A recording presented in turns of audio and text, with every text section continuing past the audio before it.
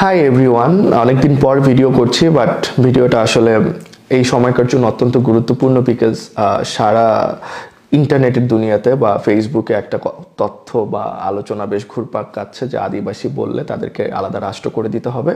মনে হচ্ছে যে এই বিষয়টা নিয়ে একটু কথা বলা দরকার। এই বিষয়টা নিয়ে কথা বলার আগে আমার প্রথম যে জায়গাটা নিয়ে বেশি কথা বলা উচিত মনে হলো সেটা হচ্ছে যে আমরা আসলে আমাদেরকে কিভাবে পরিচিত করি মানুষের কাছে।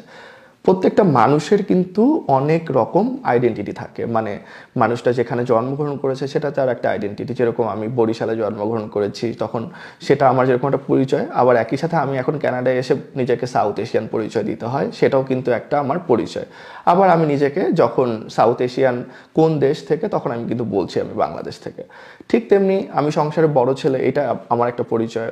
আমি পেশায় কি করি সেটা আমার একটা পরিচয়। আমি কোন ধর্মের কোন লিঙ্গের সেটা একটা পরিচয়।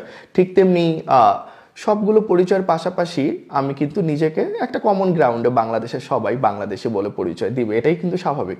কিন্তু আদিবাসীদের বেলায় সেই ঘটনাটা আমরা মানতে যাচ্ছি না।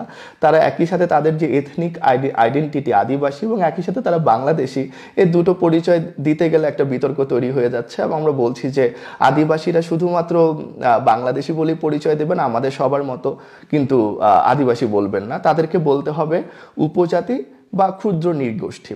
এখন এই বিষয়টা নিয়ে আরেকটু কথা বলবো যে আসলে উপজাতি কারা এবং ক্ষুদ্র নৃগোষ্ঠী কারা। তো প্রথমত যদি বলি উপজাতি কারা, যাদের নিজস্ব একটা সংস্কৃতি থাকবে কিন্তু এই সংস্কৃতির লোকজন তারা নিজের একটা রাষ্ট্র গঠন করতে পারেনি বলে অন্য রাষ্ট্রে একটা উপজাতি হিসেবে আসলে বাস করে।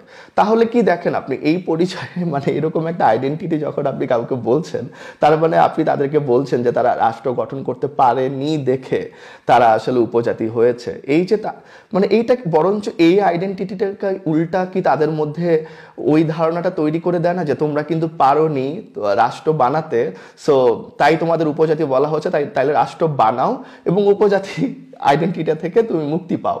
নাম্বার টু, আপনি বলছেন যে ক্ষুদ্র নৃগোষ্ঠী, একটা এরকম অনেক জাতিসত্তার মানুষকে আপনি, আমার কাছে মনে হয় আমরা কখনোই মানে ক্ষুদ্র বৃহৎ এভাবে ভাগ করে দিতে পারি না। তাহলে আমি কি আমাকে পরিচয় দিব যে আমি বাঙালি এবং আমি একটি বৃহৎ নৃগোষ্ঠীর আওতায় আছি, আরেকজন আইডেন্টিটি বলবে যে আমি আমি চাকমা এবং আমি ক্ষুদ্র নৃগোষ্ঠী।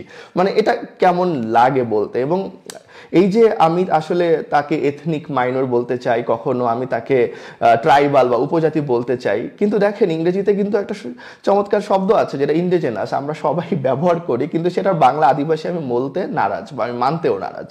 এখন সেটা আমি আসলে কেন মানতেছি না,